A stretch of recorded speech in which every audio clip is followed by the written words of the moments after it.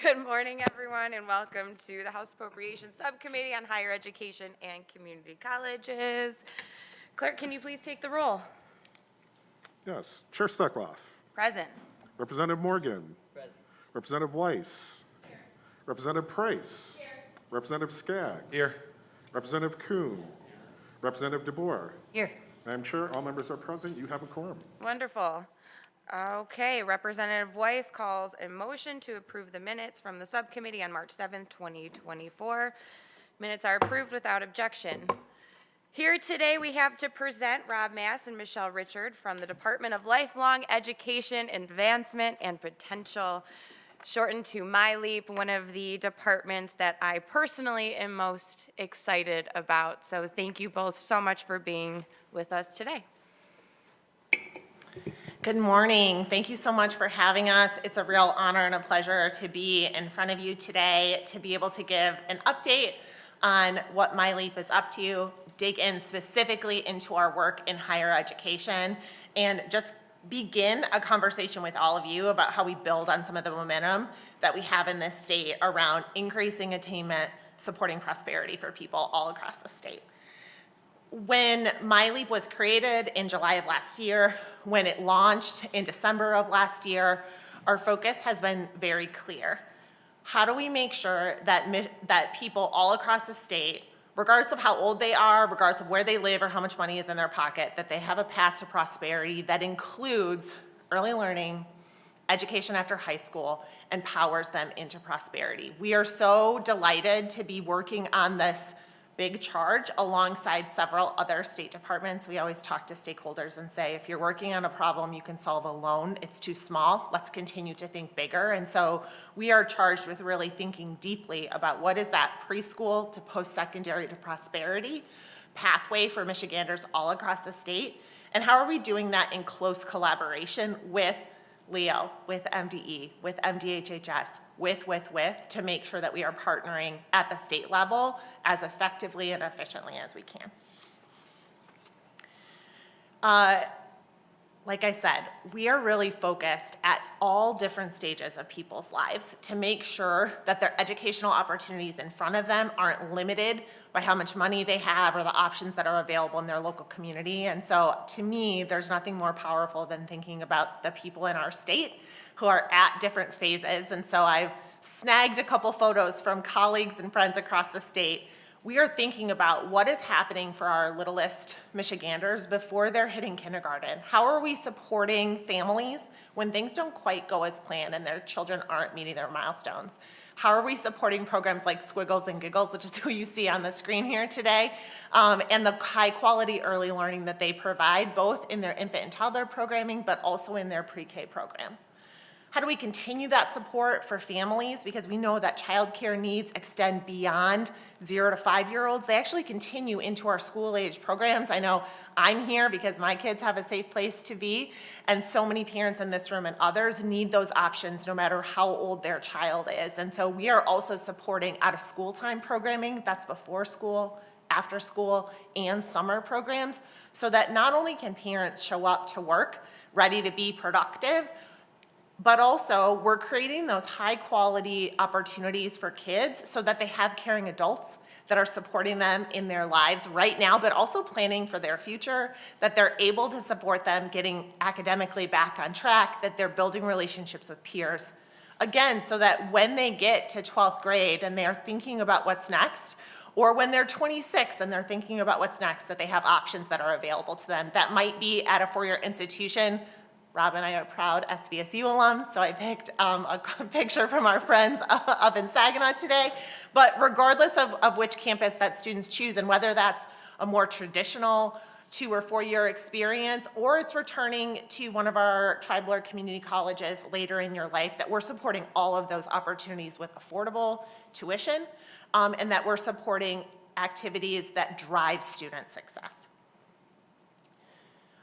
Our work as a team, like I said, includes 3 offices. First, the Office of Early Education. This is where we do work around goals like Pre-K for All, where we support a program built by Michiganders for Michiganders and is ranked nationally, the Great Start Readiness Program, where we support our federally funded program Head Start, providing, again, those high-quality early learning opportunities for our 3- and 4-year-olds. But also where we think about things like childcare. We serve 38,000 families right now with low or no cost childcare and support 8,000 childcare providers all across the state by making sure that those places are safe and that they're supported to be able to create the kind of learning environments that all parents want for their children. We are also proud, and the place we'll spend most of the time in the presentation today, to be home to the Office of Higher Education, where we are really charged with moving forward towards 60 by 30 and making sure that we are putting to work every penny that leaders like you invest in lowering the cost of college, that we make sure that those dollars are getting connected to students and they are giving them the kind of energy and momentum they need to not only get to campus for the first time, but to actually walk across that graduation stage. And we're proud to partner with colleges and universities in all sectors to make that work a reality. Our third office is the Office of the Office of Education Partnerships, where we're really thinking about the connections between classrooms and communities. No one would say the only place our kids need to learn is inside the classroom. We're fortunate to have great leaders locally, regionally, and at the state level supporting our K-12 work. We are really proud to complement that important effort by supporting programming like out-of-school time, like the opportunities that we have to connect with local communities through some of the boards and commissions that now sit at MiLEAP, and through thinking really deeply about how we can support and facilitate family and community engagement, not one school district at a time, one superintendent at a time, but in a more comprehensive, supportive way so that those school community partnerships are as strong as possible. And we're really delighted we'll be announcing some staffing to lead that work in the next few days. As you probably know, there were 5 teams, 5 departments that sent work to MiLEAP. Most of that work comes from the higher education space or the early childhood space. Leo in the Office of 60 by 30, Treasury, the scholarships and grants team. We recently, or on Monday, will welcome the team from the Indian tuition waiver, which is previously at civil rights. And then in the early childhood space, the Department of Education has sent us the Office of Great Start and Lara Child Care Licensing. What we are continuing to do is make sure first that those teams are getting things right for constituents. We know that despite how we organize ourselves at state government, that constituents count on us to deliver services, to answer the phone, to make payments on time. And the number one priority for our team is to have 0 interruption in service for our constituents. We are really proud that we have not, in this transition, experienced any significant bumps in the road for constituents, and now we're continuing to say, how do we integrate programs and services so that they work more effectively for the people that we serve, whether that's a small business owner in a child care center, or that's a student who's considering their higher education goals. We want all of those individuals to be supported and get what they need from our team. You may have looked through budget briefing materials. We're grateful to the State Budget Office for putting together documents like this one that help you see as you, I know it's very small. It's in, don't pay attention to this one. Ignore this version. It's a screenshot from the budget briefing book that you have already received. And if you're looking for where were these dollars before and where are they today, this resource is available to you. My glasses are not good either. We are really proud that as we continue to work towards a vision of preschool, of pre-K to post-secondary to prosperity, that we are making real progress for people right now. Whether that's the 38,000 plus families who are participating in low or no cost childcare, and we are working to grow that number every day, or it's the 56,000 kids who are who are able to participate in the Great Start Readiness Program because of your commitments, or the 67,000 young people in before and after school programs, the nearly 30,000 now students who are participating in Achievement Scholarship, right? I could read through all of these, but what we know is that the work that we're able to do in MiLEAP translates into lower costs, more opportunities for people in every single county across this state. And we are working with our teams right now so that as you're talking to constituents, that we can continue to get you data that is district specific. We are able, and we'll follow up after the committee hearing, to be able to highlight some things around student financial aid investments in particular, so you can go back into your districts and say things like, I fought for the Michigan Achievement Scholarship, here's what this looks like in our community, and here's a space where we can enroll even more students who might not have seen college as an option, but now can sit at their kitchen table and say, wow, I really can't afford to go. Okay, I promised to dig in mostly on the higher ed side. Happy to take questions across our portfolio, but really wanted to talk about some of the progress and outcomes we've seen. We, not just at MiLEAP, but the team that has really made progress towards 60 by 30 possible, including a bipartisan support and leadership in the legislature. In 2019, in her very first State of the State, the governor set the state's first attainment goal, which said, we know that our economy is changing. How do we support Michiganders to be prepared so that they can get jobs that pay a family-sustaining wage and that they can build their lives and careers right here in Michigan? So our 60 by 30, if you hear that shorthand, it means that by 2030, 60% of working age Michiganders will have a skill certificate or degree. When we first started this work, it was hardly the beginning. We had had many people across the state working hard to drive attainment up for many, many years, but we marked our starting point in this marathon. If you think about like handing the baton off, we got the baton when Michigan was at 45% attainment for this state. Again, working age adults with a skill certificate or degree. Today, we are up to 51.1%. We are incredibly proud of that progress, and know that we have a lot more work to do, and so we are not taking our foot off the accelerator for 1 minute.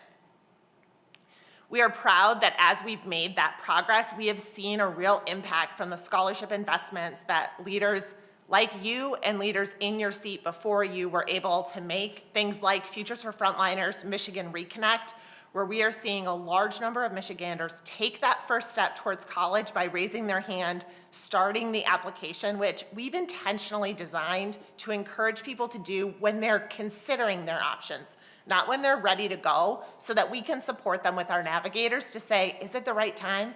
How can you get your life obligations, your caregiving obligations, your work obligations to fit with college? And so we're really excited that we've had almost 10,000 people across these two programs earn their certificate or degree, and growing every single day.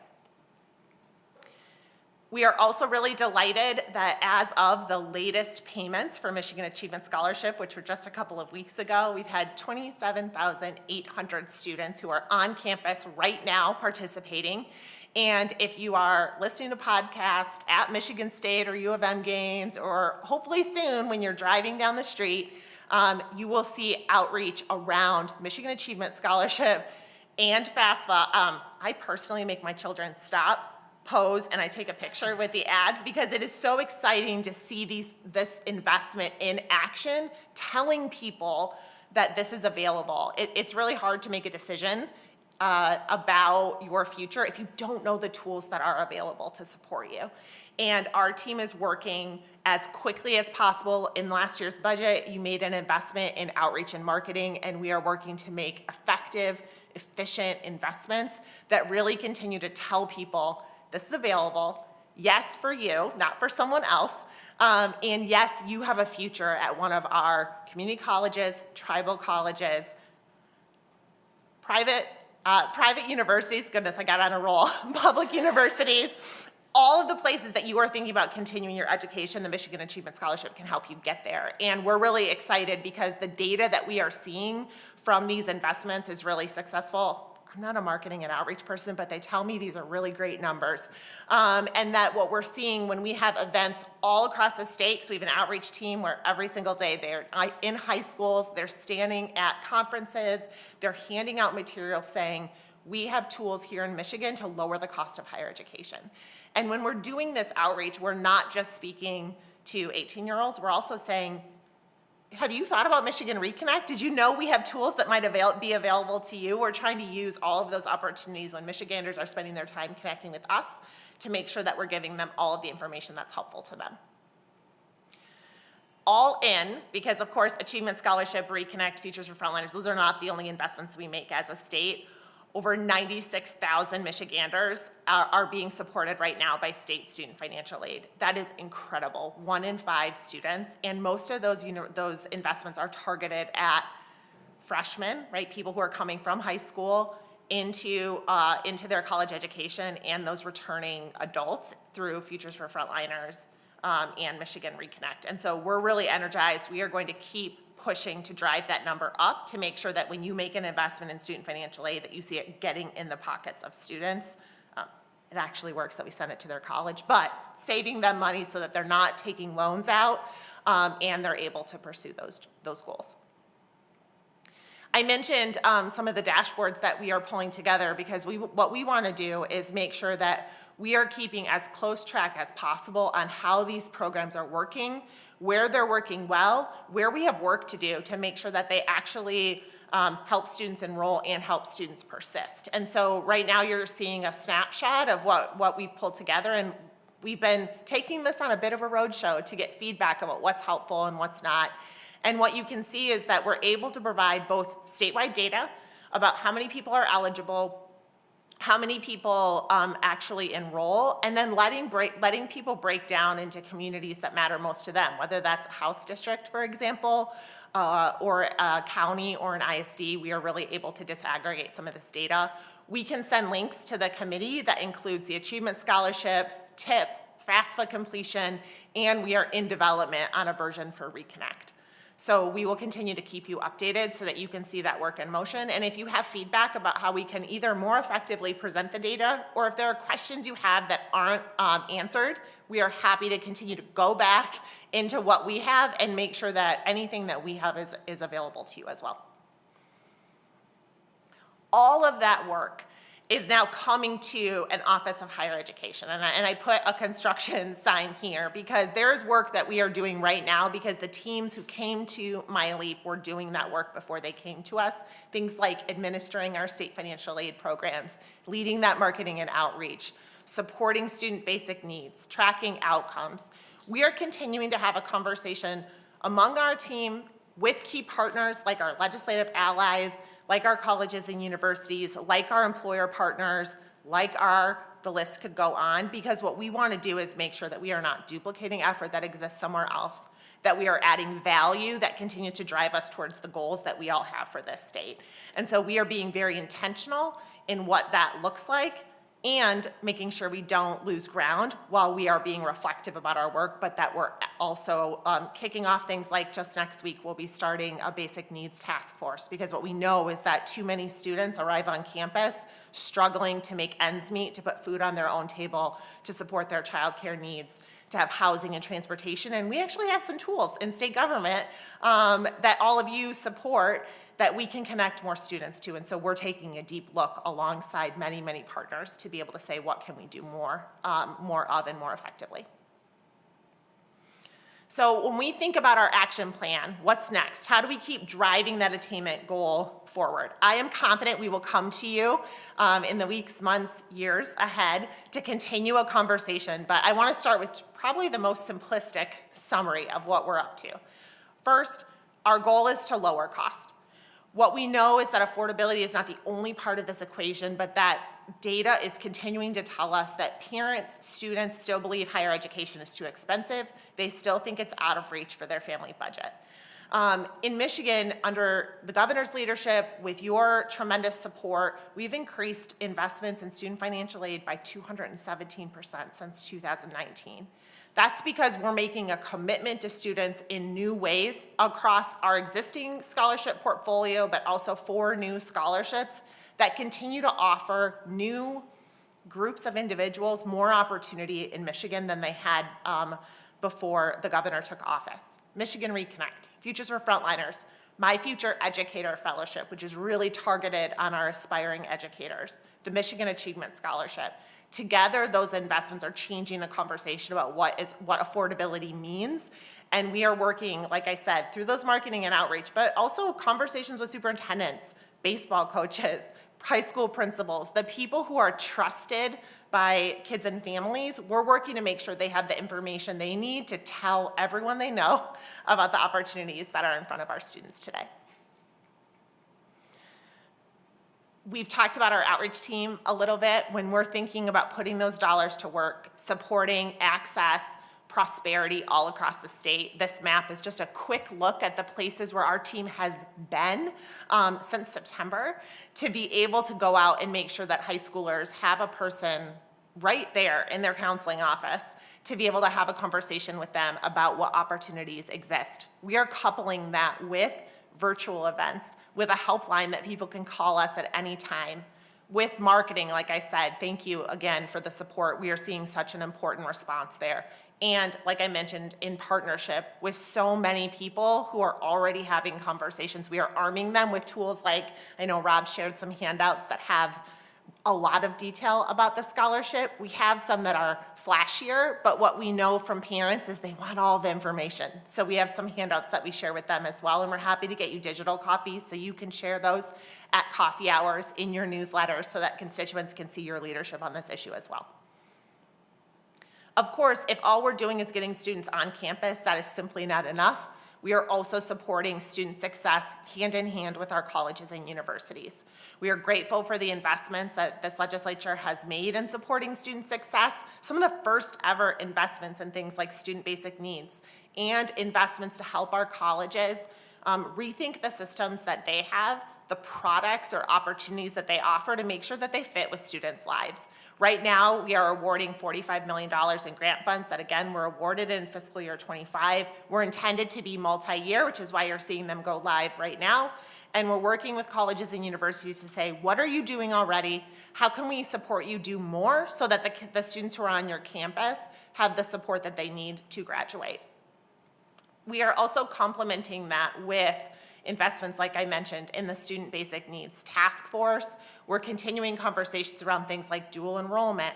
We are co-designing our grant programs to be able to maximize those state investments. If it feels a bit like a litany, it is. That's intentional right now. We're learning a whole lot as a system, not just as an Office of Higher Education, but as a system about what works, how we move change, and what we're working to do is move quickly, listen and learn what's effective, and then continue to tweak and change course together to make sure that we are giving students every opportunity to walk across that graduation stage with their certificate or their degree.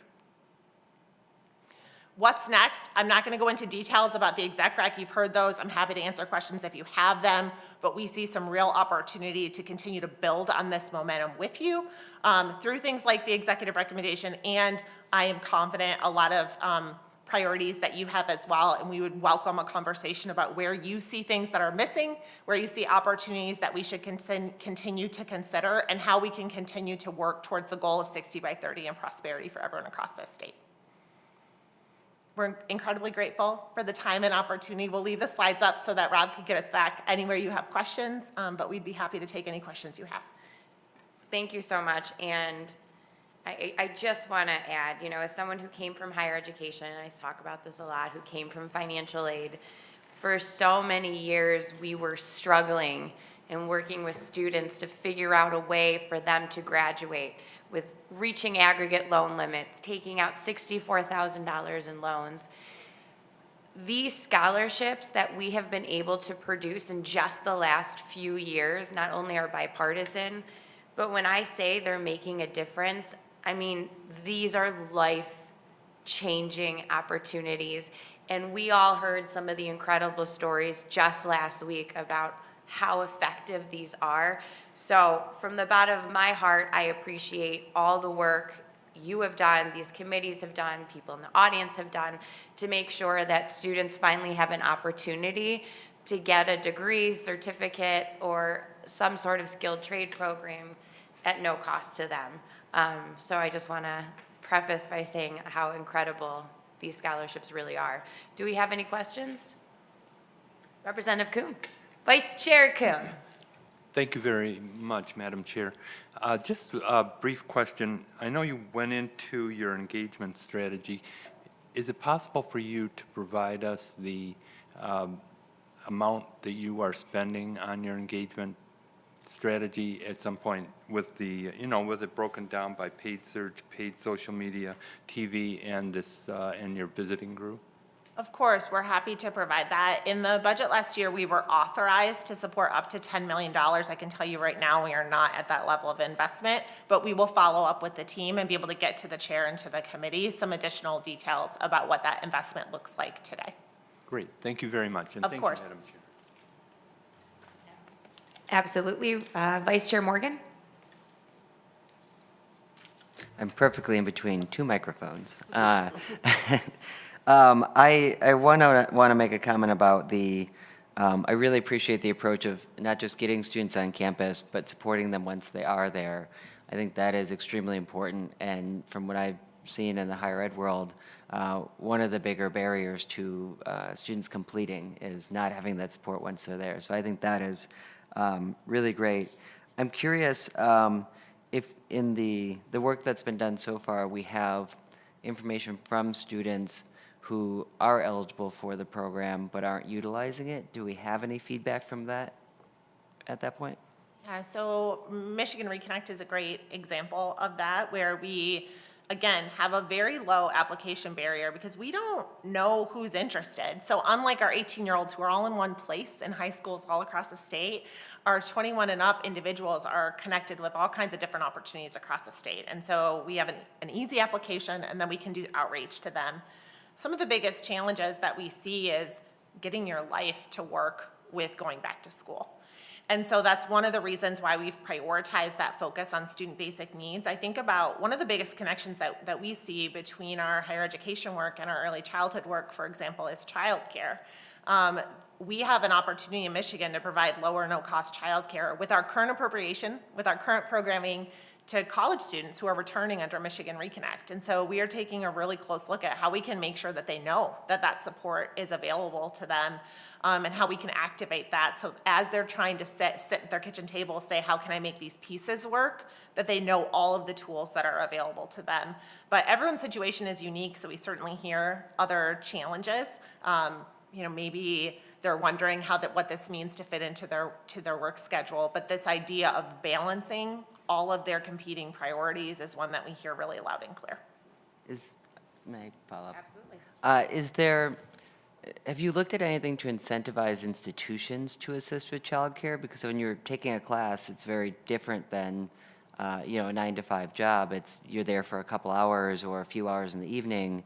So I'm curious if you've looked at that to incentivize on-site childcare or anything else like that. It's another place where the fact that now we have all of those childcare functions in state government in one place in MiLEAP, that we're really well positioned to be able to sit with institutions, whether it's a community college or a university or an employer who says, I want to do more on childcare. We can help bring to bear, what are the licensing expectations? What might that look like if you're providing support for a family where they're sitting in one classroom and their kids are in the classroom next door? What does that look like for affordability? What does that look like if you actually have a dual purpose there and you want to provide a really high quality program? And so we're working to bring those opportunities together. And I've been really energized by the interest that we've seen from colleges and universities, employers. Everyone has started to signal how important they see childcare as part of the solution for many, many goals: workforce participation, college attainment, and we're really working to say, here are some, not full solutions, but here are some opportunities that might work for the goals that you have, for the type of institution or place that you are, and what can we do to be more creative and flexible, not sacrificing quality or safety for kids, but thinking in new ways about how to be a better partner. And I'm really energized about the team that we have that's doing that work right now. Okay, I guess I would encourage or be interested in continuing to look into that. I know some institutions have had on-site childcare before, and it was a very costly endeavor. But if there's something we can do to support or incentivize that, I know the cost of actually providing the childcare was quite expensive compared to what community college students in particular were actually paying for tuition. And so it was, I think, a heavy financial burden on some of the institutions, but it seems so important. Okay, one last question here, and it's, is there anything that we're doing to look at protecting this funding long-term for these scholarship programs? The more advertising, the more we get out there, and ideally we can, let everybody know, like, hey, this is available, and get students excited about it, and that it's something they can look to not just when they're graduating, but a couple years ahead so that they know they can go to school. Are we looking at anything yet, and maybe it's too soon, to ensure that we're protecting this funding in the state budget longer term so that it doesn't just get taken away from students in the future? I appreciate your leadership in thinking about that issue. That's certainly something that we're prioritizing as well. What we know is that it sometimes takes students a long time to decide that college is the right fit for them, and having confidence that that state investment is going to be there is a big part of supporting students on that journey. Some things that we're doing, and would be very open to your feedback about how we can be a stronger partner in this as well, is one, continuing to drive enrollment. We know that when students participate and when they call their legislators and tell them that this is meaningful in their life, that is an important part of making tough decisions about how to spend state resources. We are also working with colleges and universities to make sure that we have students who are prepared to be champions. What I hear from students so often is, my story doesn't matter.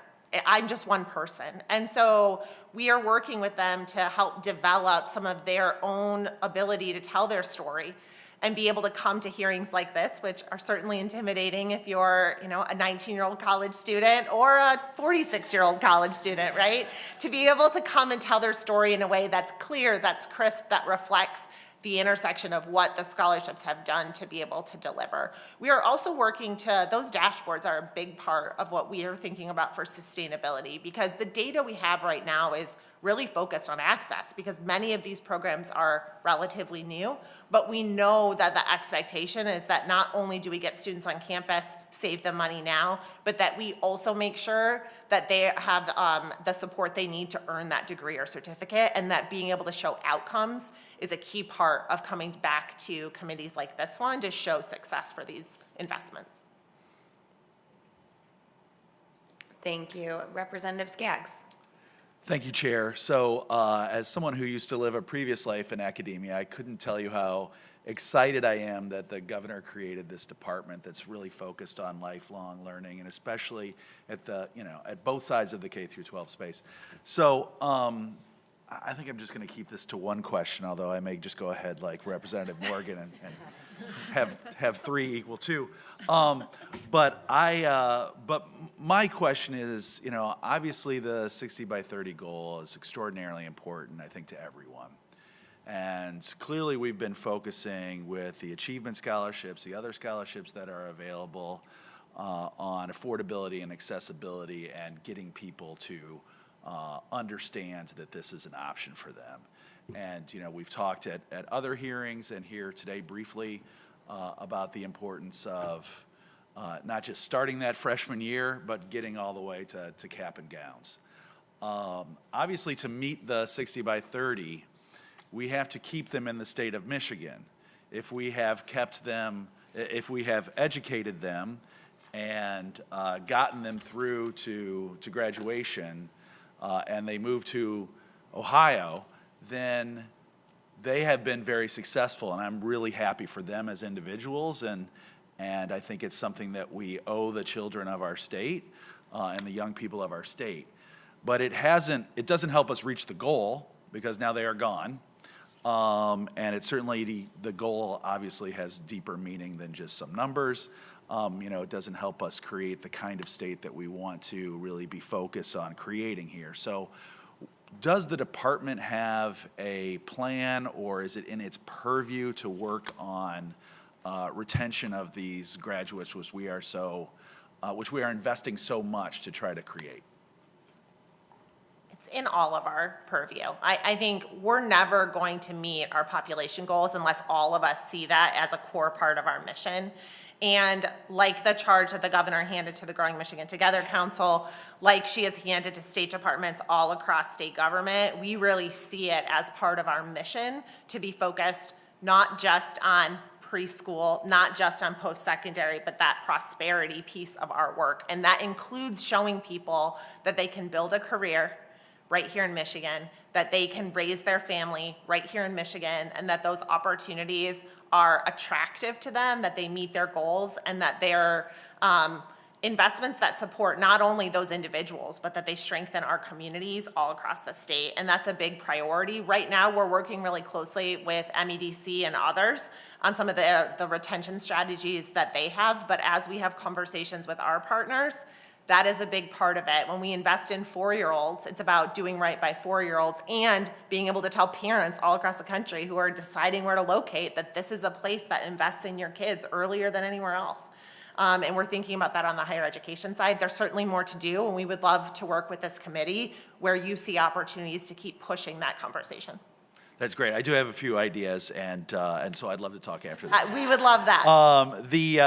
I will go ahead and pull a Morgan. Just one quick question.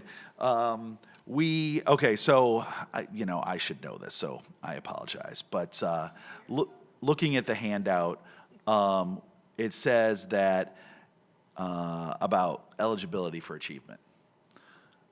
Demonstrate financial need when completing the FAFSA by having a student aid index of 30,000 or less. Now, I know that that's very complicated and there are all sorts of formulas, but let's pretend that we have a family of 4. And it's the first student going to college. What would be a rough range of household income to be, where's the cutoff on that? Thanks. Thanks, Chair. That's a question, when we're sitting in booths all across the state having conversations with communities, that's a question parents ask us too.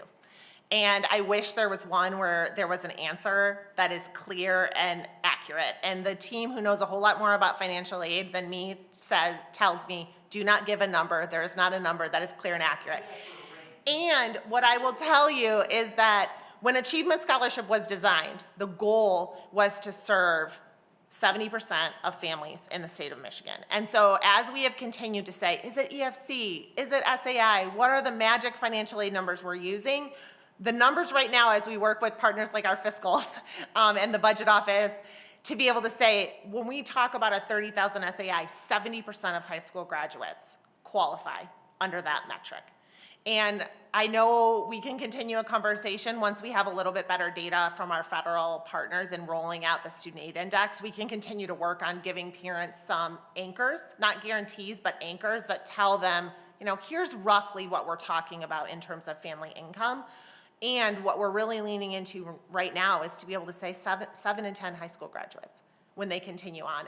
And that's a big reason why, and Chair, you can shake your head at me and I'll stop, why the community college guarantee edits to Achievement Scholarship are proposed. We want to be as clear with students as possible what's available to them. I don't know how many 18-year-olds know how much money their family makes. And so if they're not sure, are we still giving them a really clear path? And what does that look like both for our community colleges, but also for our 4 years? And we're really interested in how do we continue to make our scholarship programs clear, easy to understand, and easy to receive and maintain as a student. Not that you don't skin in the game, but that the rules of the road are very, very clear. And we'd love to continue working with you on that. Thank you. I laugh because when I talk about the horrible and disastrous rollout of the FAFSA, it is because they moved from an EFC, an expected family contribution, to a student aid index, and all the questions are different, and they don't even ask if you have 1 or 2 students in school. So anyway, the long story short is we're all trying to figure it out and wait for the federal government to get their stuff together. I think that's a nice way to say it. So our financial aid officers are ready to go, which brings me to my question, because it's been very, very difficult. And again, this is the federal government. This has nothing to do with anyone in the state of Michigan. We are just trying to follow up and make sure that we're streamlining the process as much as possible. So with what's going on, changing to a student aid index, and I don't know if there's anything we personally in the state can do, but is there anything that we are working on with our financial aid officers to get them ready for full-on packaging, because it's going to happen all at once? Thank you for that question. There's a couple of things. So first, we are working really hard to tell students you are right where you're supposed to be. The last thing we want is for students and parents to feel like their journey to college, the FAFSA completion is something that is scary, intimidating, not working well. And so we have a team that's been doing a lot of the, 11 o'clock news PSA segments and outreach. We're working with folks like the Michigan College Access Network, all of our colleges, all of our universities to be able to have a shared message to students. Keep going. The forms are working. They're easier than usual. That's a good thing. And it's a bumpy road in this initial rollout. And so a few of the things that we are doing is, one, connecting regularly with our financial aid officers across the state to compare notes, to make sure that everyone has the same information. We are also meeting with our but with our partners from across the country to say, other offices who administer student financial aid, how are you preparing? What are you doing? What are you hearing? How are your systems working? So that we all can do everything that we can. And I appreciate you, Chair, flagging that it's limited what our tools are available. And what we don't want is a tumultuous FAFSA completion season to lead to lower enrollment for our students this fall. And so I've been really grateful to see our colleges and universities say, let's put as much flexibility as we can on the table.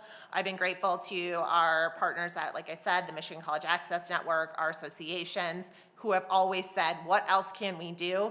We're actually just working with the governor's team to be able to just send some thank you letters to some of our school counselors across the state to recognize that this year is harder than most and to say, we see you, we support you, we are here to be on your team. And so those aren't packaging aid with financial aid officers across the state, and we're extremely grateful to the work that they have been doing and will be doing in the weeks and months ahead.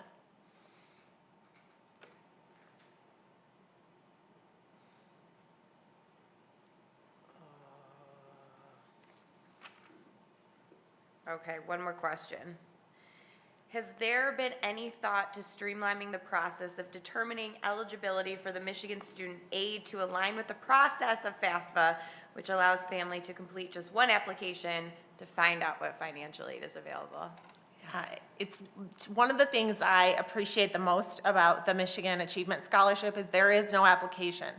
You complete your FAFSA, you are decided, the local financial aid office at your college or university will be able to use the data that you submitted on your FAFSA to determine if you're eligible and show you that award in your financial aid letter. Like any program, there are hiccups and bumps and questions from our financial aid professionals, and our team has really been focused on how do we keep moving quickly to listen to the challenges you're experiencing and be as responsive as we can to get you better information as a financial aid professional to be able to do that work. We're getting good feedback from folks. Certainly more work to do, but this is year 2. And we're already seeing some of our seasoned professionals who say, we did this last year. We know exactly what to expect and how to support. So we're grateful for that partnership to say, let's continue to streamline that. And we're taking a look at all of our financial aid programs so that we can come back to you with recommendations that were required in the budget last year to say, here are some additional ways that we can continue to support and streamline. There's a few of those recommended changes in the executive recommendation, and we'll keep talking about policy changes as we submit recommendations back to you later this summer. Thank you so much. Do we have any other questions? All right, Skaggs, you're up. All right, so this is just in the news you can use because part of the reason I wanted to ask about eligibility was I think I heard you say that you would be willing to help us and other members reach out to their community to make sure that this is all aware to layer on to the work that you're doing with outreach. So if some Google has helped me here, the FAFSA deadline is actually May 1st, 2024. Question? That's a question, I didn't want to interrupt you. No, that's a question. So there is no deadline for the FAFSA. Our colleges and universities work really closely with students to be able to help them complete the FAFSA and get them financial aid. There is no deadline for completing FAFSA for Michigan Achievement Scholarship. There is a deadline for several of the programs that exist within our portfolio. We are, or did this morning, move the deadline for that back to July 1st, with our goal being, let's make sure that we can process those applications and get students into their, back on campus in August. And so we didn't want to be an impediment. We are open to taking any administrative change that we can do to make this an easier season for our financial aid professionals or for the students that we serve. We are certainly open to that. I've been grateful to partners for continuing to bring us, what if we did X? And then we work together to say, in some cases that makes a lot of sense, like extending this deadline. And in some cases, it's maybe not the right answer, but we can't decide if we're not hearing feedback from folks. And that's why was excited, MCAN and MiLEAP worked together to organize some outreach from all of our college presidents across the state to be able to tell students, you're not too late. Let's continue to push, right? There is no looming deadline. We want you to get in there. We want you to complete your FAFSA, but you have time to be able to go in there and get your data right. I think there is a lot of misinformation. We often refer students to our websites, which is michigan.gov/achievement is the direct web link if you want to support those 18-year-olds who are considering Michigan Achievement Scholarship, and then michigan.gov/MI Student Aid is our general public-facing website that's really helping give clear information about FAFSA, about the scholarships that we offer, and to be able to support students. Great, thank you. Thank you. Yeah, those deadlines are confusing because if the FAFSA, there's like 30 scholarships or grants depending on federal, state that you could be a part of. We were actually still packaging people in like October for the fall semester. So it can get a little crazy. So I really appreciate that explanation. We do have another question, Representative DeBoer. Late bloomer. I'm wondering about the crossroads of trades versus college, that either one is satisfied, but how do you do that with the students? Absolutely. So what we have been really focused on is saying we know that if you graduate from high school and you enter the workforce right away, the average student makes $20,200. That is not a family-sustaining wage. We know that the economy demands that you continue your education after high school, but that there are a lot of ways to do that. If you enter the workforce and you're getting supported through on-the-job training, if you are in an apprenticeship program, if you earn a skill certificate that's maybe not offered by your local community college, we are working to give students as much career exposure as we can. And when I say we there, I mean the big we, through things like CTE, My Career Quest, so many opportunities where we're saying, what do you want to do? What are the opportunities for you to do that in the places where you want to live, hopefully in Michigan? And how can we help you continue to work towards that? What kind of skills do you need to get there, and how can we make those more affordable? The Achievement Scholarship does include support for students who are considering getting a skills scholarship. We have several of those programs in our portfolio as well, and we work really closely with our workforce development partners at LEO, where a lot of the investment in things like apprenticeships or short-term training exists, and in continuing to make sure students have good information about where there are programs that have a high return on their investment and where maybe things are really tailored for a single job experience and they may need to continue to stack. Something we're talking a lot about is people are building their education across a much longer period of time. They're stacking different credentials together. They're continuing to learn and grow throughout their career. How can we, from a state perspective, help them be the best consumer possible in a marketplace that can sometimes be confusing to navigate? And so that's how we're trying to think about it and support it. And I think that you'll see, even in the governor's messaging, when she talks about what you're doing after high school, it's a very inclusive message that says you have a lot of options. We want to be able to support you. And our Office of Higher Education is really charged with saying, and if an associate degree, skill certificate, or a four-year degree is a part of that, we want to make that a viable option for you that's not only affordable, but one that you can achieve academically, logistically, to make sure that you can meet your career goals.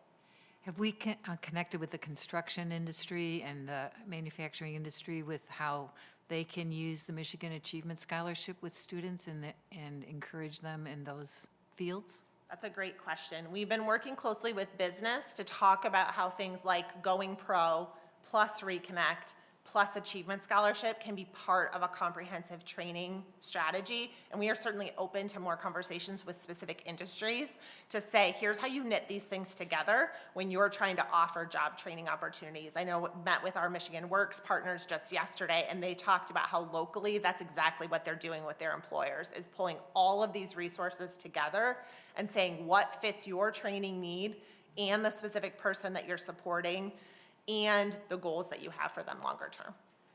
I'm wondering too about counselors. I know teachers have professional development days. Do counselors have the same? Our school counselors do have training requirements, and they're often in their local school district included in training alongside their teachers. We've been really excited about some of the work in particular that our friends at the Michigan College Access Network have done to make sure that our school counselors not only are prepared for some of the supports they provide for students comprehensively, but that they're specifically supported around post-secondary education, around what preparedness looks like, what affordability looks like, and can help students make informed choices.